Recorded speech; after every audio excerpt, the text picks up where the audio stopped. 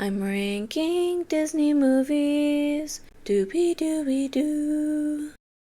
Hello and welcome back to my channel. This year I am ranking the 64 Disney films animated by Walt Disney Animation Studios, and today I'm introducing my most recently watched film, Lady and the Tramp.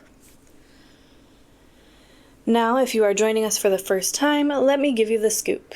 I am watching these 64 films by randomly selecting them, and sometimes my puppy dog helps. The reason they are randomly selected and that I don't watch them in release order is so that I don't develop a Disney-era bias. And so far, I've tried to do a video once every 5 days. However, I should probably clarify for everyone joining me here on my channel that while I rank these movies, my true goal is at least one a week. Doing one every 5 days really just keeps me on track to see the final film for our Disney ranking around when it's supposed to be released in November.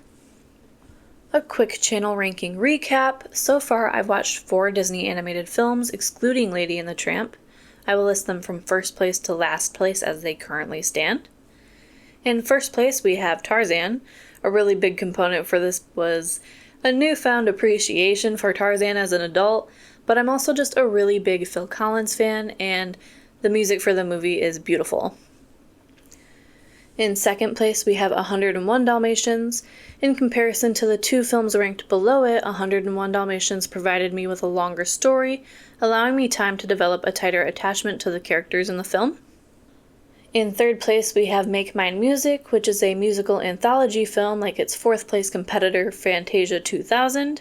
And I'm sure a lot of you think that it's a surprise that I would rank Make Mine Music above Fantasia 2000, but after careful consideration and sleeping on it, I decided that I preferred it over Fantasia 2000 because whether through song or guest star appearances, we get narration for the majority of the music presented in the film, and this leaves fewer things open to interpretation, and after a long day of work, that's just relaxing for me. But getting back on track, the most recent film I watched was Lady and the Tramp, and I watched this film a lot growing up. So much so that it taught me how to bark realistically, and I enjoyed the film not only because of that, but I'm also have always been a sucker for romance movies. As always, I will have 2 links listed below. One is the list of movies that I'm ranking, and the other one is a Google link to a spreadsheet that I've created with the current rankings of all the films I've watched so far. Without further ado, I shall review the ranking for Lady and the Tramp. Drum roll, please. Lady and the Tramp is in second place. The main reason is similar to that of the 101 Dalmatians reasoning. It's a longer film, so I am allowed more time to establish a connection to the main character and really put myself in her paws. But then it surpasses 101 Dalmatians in the sense that I enjoy this film more, again, because it's a romantic movie. As always, if you just came for the ranking, you can leave now. However, if you want a quick recap of the film, to share in my nostalgia, or to get an idea of the film with some spoilers, you're welcome to stay and enjoy my brief overview of it, and some of my childhood memories. Now, the opening to Lady and the Tramp truly sticks with me. It's one of my favorites, and for a couple of reasons. First reason being our opening credits. We are blessed with hearing the beautiful song for the famous romantic scene later in our movie, called Bella Notte, sung by George Gavot.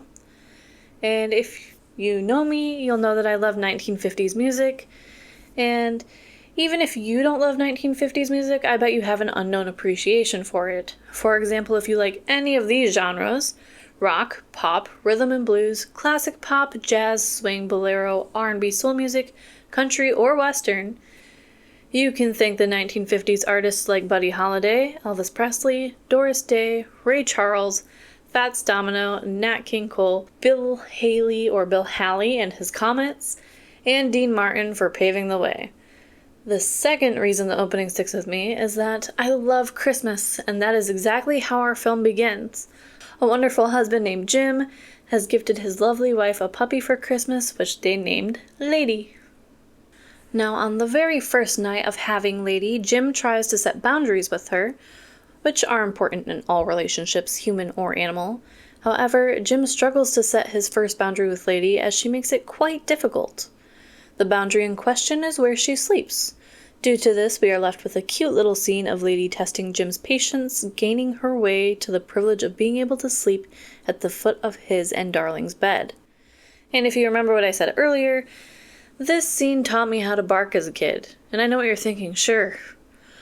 Arf, arf, woof, woof. But no, I mean truly bark, as you would truly think it's a dog somewhere in the room. This has also opened the gateway to learning to make other realistic noises and animal impressions, which I'm sure my dad got a kick out of, and the few people who have witnessed it in person find it to be a strange but impressive talent of mine. Moving on, as soon as we transition into our next scene, Lady has grown up a fair bit in the film and gets her collar at the age of 6 months, which is typical for most dogs. She shows this off to her neighbors, who are also her friends, and if you've seen my 101 Dalmatians video, you'll see quite a few characters that were cameos in 101 Dalmatians in today's film. Later, however, Lady very shortly finds out that her owners are acting very strange, and by strange, she means they've fallen off of their routine and are beginning to neglect her by not always providing her with the privileges she's had before. She confides in her friends about this and learns that her home is soon to have a baby in the household, but she doesn't know what a baby is. Meanwhile, as the friend trio has their conversation trying to explain to Lady the joys of having a baby around the home, our second main character in the film, Tramp, is making his way into Lady's neighborhood after causing some trouble around various other neighborhoods in London.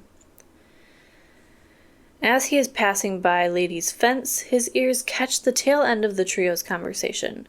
Believing Lady is naive for trusting her friend's opinions on babies, he nicknames her Pigeon and decides to chime in, providing Lady with his own point of view of what a baby brings to the home. Tramp's point of view is the exact opposite of Jacques and Rusty's, and this causes a small tiff between them where they begin to chase him off the property and tell Lady to ignore him. But before he leaves, without causing any more trouble, he is sure to reiterate himself to Lady. Just remember, Pigeon, when the baby moves in, the dog moves out. Soon, many, many months pass by, and eventually Darling gives birth to a boy. Growing curious, Lady decides to see what a baby is, and why Jim and Darling love it so much. Upon meeting the baby, Lady falls in love with him. Soon enough, Jim Dear and Darling invite over an aunt to watch their baby so they can have a small vacation. However, this aunt is a woman who despises dogs and believes Lady shouldn't be around the baby. While the aunt is babysitting, Lady senses danger from some vermin that has been hanging around her home. Upon doing what she was bred to do, hunt and attempt to exterminate the vermin, the aunt uses this opportunity to blow out of proportion just how dangerous Lady is, and muzzles her. After multiple catastrophes, Lady has been run out of her home and finds herself on the streets of London, eventually running into a certain someone again. Tramp, being the generous dog that he is, lends Lady a paw, freeing her from her muzzle, and gives her a tour around town. But our catastrophes don't end there. Lady eventually finds herself in a kill pound. Thankfully, she has a license, and Jim Dear and Darling are back in time to claim her and take her home, but they leave her tied up outside in the doghouse, just like Tramp warned her. While Lady is in the pound, Tramp feels really bad about losing her and searches high and low all over London for her. Finally, he returns to her neighborhood where he hears Lady going nuts over our vermin antagonist, who has returned and is going straight for the baby. Tramp, in an act of heroism, follows Lady's instructions to enter the home through her doggy door and attack and kill the rat before it can harm the baby. However, all Jim Dear and Darling see is a rabid street dog who's found the way into their home and tried to attack their baby. They have him sent to the kill pound and praise Lady for trying to warn them about him, when that wasn't what was happening at all. Eventually, Lady shows Jim the rat, and Jim realizes Tramp is a hero. Lady, Jacques, and Rusty eventually chase down the carriage carrying Tramp, and thankfully the carriage of death is stopped. However, in the process of recovering Tramp, Rusty does get injured, and we're left hanging as to whether or not he'll make it. However, like most Disney animated films, this story concludes with a happy ending. Rusty is in a cast, and we discover that Tramp has been adopted and given a home right beside Lady. Furthermore, as we are brought back to Christmas for the perfect ending, Lady and Tramp have a litter of their own. If you stayed all the way through this video, I just want to say thank you very much. And if you liked today's video, please give it a thumbs up. It kind of lets me know what kind of format you guys like to see these in. And until next time, TTFN.